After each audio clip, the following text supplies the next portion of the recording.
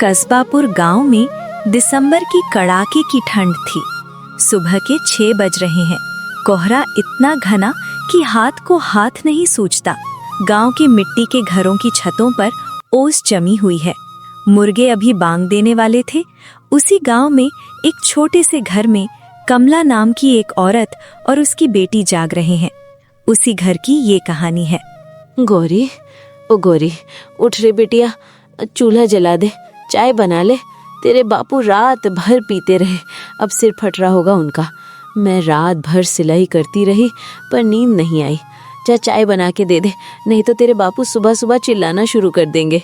हाँ माँ, अभी बनाती हूँ। आप तो लेटी रहो ना, रात भर आपने कितनी साड़ियाँ सिली, उंगलियाँ देखो कितनी लाल हो गई हैं।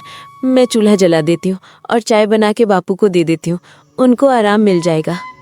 सिलाई करके भी क्या होगा रे, जो 10-20 रुपए मिलते हैं सब तेरे बापू की बोतलों में उड़ जाते हैं। पहले खेत थे, बैल थे, अब तो घर की छत भी टपकती है। पता नहीं गौरी, बस ये घर बचा है, इसे भी तेरे बापू बेच के शराब की बोतल खरीद लाएंगे।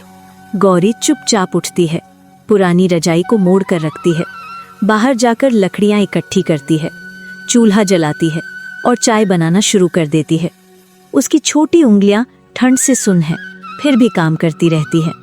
तभी राम खिलावन उठ जाता है और उठते ही हंगामा खड़ा कर देता है। अरे चाय कहाँ मर गई रे, सुबह सुबह कान फाड़ोगी क्या? जल्दी ला, सर फट रहा है मेरा, रात भर नींद नहीं आई। और हाँ कमला, उरी कमला, 30 रुपए दे, मुझे शराब लेने जाना है। बस आ रही है जी, 2 मिनट रुकिए ना, पहले उठिए, मुंह हाथ धो लीजिए, बाहर ठंड बहुत है, बीमार पड़ जाओगे। और अभी नहीं है वो सिलाई के कपड़े, सुष्मिता दीदी को दे दूं, फिर उनसे जो पैसे मिलेंगे उनसे आपको दे दूंगी। तब तक अभी आप चाय पी लीजिए। लो बापू चाय, खूब अदरक और इलायची डाली है, सिर दर्द ठीक हो जाएगा, मैंने खुद कूट कर डाली है। ये क्या घास फूस का पानी पिला रही है, चीनी भी नहीं डाली, निकम्मी कहीं की।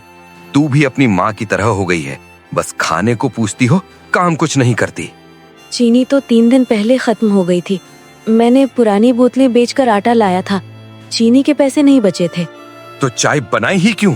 मेरे पैसे बर्बाद करने हैं क्या? मैं अभी जाता हूँ, असली वाली चीज ले आता हूँ, तब सिर दर्द जाएगा। उधार मांग के हिलाना पड़ेगा। बापू मत जाइए, जो 10-20 रुपए बचे हैं वो मेरी स्कूल की फीस है, किताबें लेनी है, आप आज घर पर रहिए। फीस? पढ़ लिख कर क्या बनेगी तू? Doctor, engineer? मेहंदी लगाकर ही तो पेट पाल लेगी। मेरे बाप दादा अनपढ़ थे, फिर भी 2 बीघे से 4 बीघा कर गए थे। तू बस मेहंदी लगा, घर संभाल। वो डगमगाते कदमों से बाहर निकल गया। दरवाजा जोर से बंद हुआ। कमला और गौरी चुपचाप रोती रहीं। सब जानते थे वो सीधा रमेश की शराब की दुकान पर जाएगा। दुकान अभी खुली भी नहीं होगी, पर वो वहीं बैठकर इंतजार करेगा। कोहरा धीरे धीरे छटा, गांव जागा। औरतें नदी की ओर कपड़े धोने गईं, बच्चे स्कूल की ओर दौड़े, पुरुष खेतों को निकले। गौरी अपना छोटा सा मेहंदी का डिब्बा, कुछ पुराने ब्रश और एक डिजाइन की किताब लेकर आंगन में बैठ गई। उसकी उम्र सिर्फ 14 साल, पर कंधों पर पूरे घर का बोझ। भाभी, आज शादी की मेहंदी है ना, कौन सा डिजाइन पसंद है, राजस्थानी वाला या अरेबिक वाला? मैं दोनों लगा सकती हूँ। जो तू लगाए वही सुंदर लगेगा रे गौरी, तेरे हाथों में जादू है। बस भगवान तेरे बापू को सद्बुद्धि दे, रोज रोज ऐसा देखकर दिल दुखता है। देगा भाभी, भगवान सब देख रहा है, एक दिन सब ठीक हो जाएगा, आप चिंता मत करो। एक के बाद एक औरतें आईं, कोई तीज त्योहार के लिए, कोई शादी के लिए। गौरी पूरे ध्यान से मेहंदी लगाती, उसकी उंगलियां नाचती, हर डिजाइन में उसकी मेहनत झलकती। दिन भर में 50-60 रुपए जोड़ लिए। शाम होते होते वो थक कर चूर हो गई, पर चेहरे पर मुस्कान बरकरार। सुन रही हो कमला, मैंने फैसला कर लिया, बाकी के 2 बीघा खेत भी बेच दूंगा। रमेश कह रहा था अच्छा दाम मिल जाएगा, फिर नई जमीन लेंगे। अब और क्या बेचोगे जी, वो आखिरी खेत है, उसमें हमने धान बोया है, फसल अच्छी आएगी। गौरी की शादी के लिए कुछ जोड़ लेंगे, प्लीज सोच लो। शादी? इस टूटे फूटे घर में कौन रिश्ता लाएगा? कौन लड़का आएगा जहाँ बाप शराबी हो? कल सुबह ही कागज बनवा लूंगा, कोई नहीं रोक सकता मुझे। बापू प्लीज खेत मत बेचो, वो हमारी आखिरी उम्मीद है। मैं दिन रात मेहनत करूंगी, मेहंदी लगाऊंगी, सिलाई करूंगी, मजदूरी भी कर लूंगी, बस खेत बचा लो बापू प्लीज। तेरी मेहनत अपने पास रख, मुझे जो करना है करूंगा। तू छोटी है, कुछ नहीं समझती। जा मेहंदी लगा जाकर चुपचाप, समझी? नहीं तो मेरा हाथ उठ जाएगा, समझी ना नालायक। दिन बीतते गए, एक के बाद एक चीज घर से गायब होती गई। पहले लोहे की पुरानी अलमारी गई, फिर छत का पुराना पंखा, फिर बर्तन। गौरी की नई सिलाई मशीन भी एक दिन रमेश की दुकान पर गिरवी रख दी गई। घर में अब सिर्फ 2 चारपाइयां और कुछ पुराने कपड़े बचे थे। फिर एक सुबह तो हद हो गई। गौरी उठी तो उसका सबसे कीमती सामान गायब था। अम्मा, मेरा लाल मेहंदी का डिब्बा जिसमें मैं 700 रुपए जोड़ कर रखती थी, कहाँ गया? मैंने छिपा कर रखा था चारपाई के नीचे। माँ, मुझे तो डर है कहीं बापू ने तो नहीं ले गए होंगे। सुबह सुबह तेरे बापू ही तलाश रहे थे। ले गए बिटिया, रमेश के यहाँ गिरवी रखाए। बोले थे 2 बोतल चाहिए थी। 2 साल की कमाई थी अम्मा, 2 साल की। हर त्योहार पर, हर शादी पर एक एक पैसा जोड़ा था। स्कूल की फीस, आपकी दवाई और मेरी शादी के लिए सोच रही थी। सब खत्म हो गया। मुझे तो कभी कभी लगता है कहीं जाकर मर जाऊं।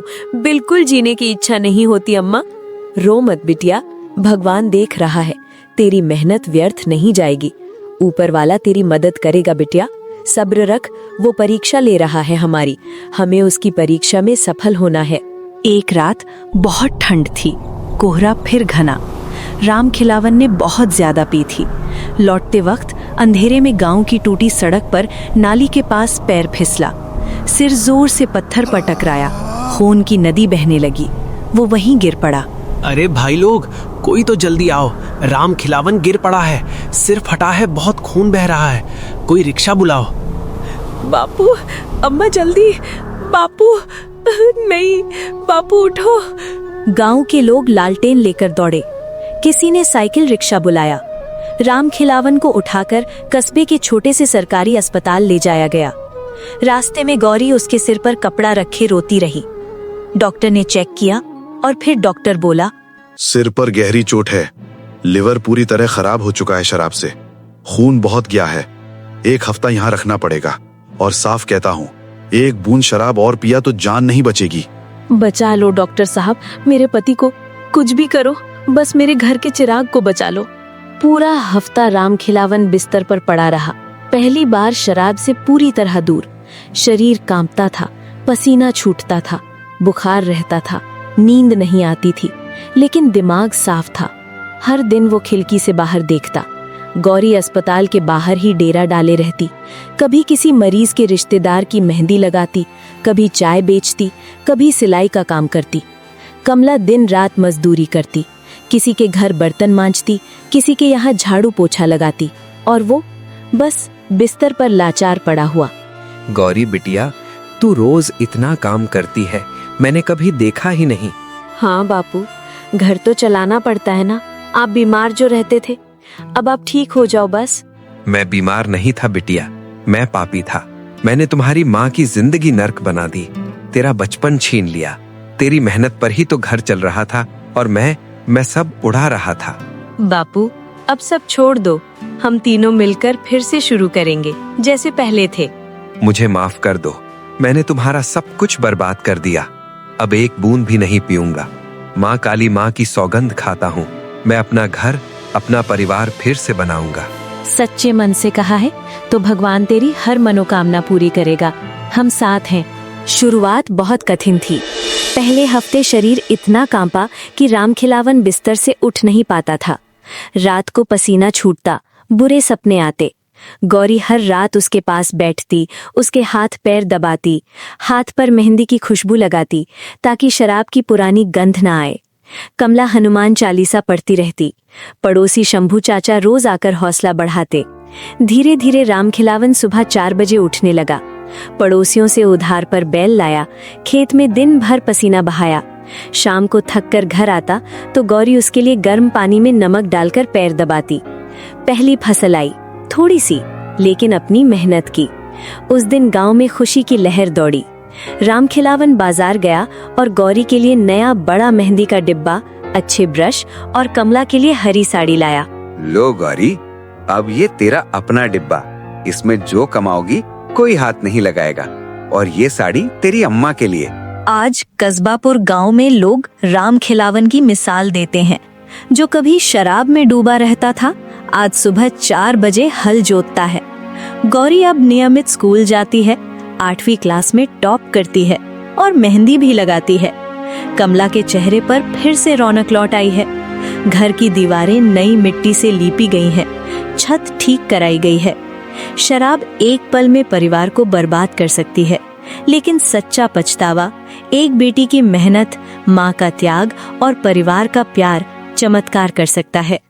गौरी की मेहंदी की खुशबू ने न सिर्फ हाथों को सजाया, बल्कि एक टूटे हुए घर को फिर से जोड़ दिया और नई उम्मीद जगा दी।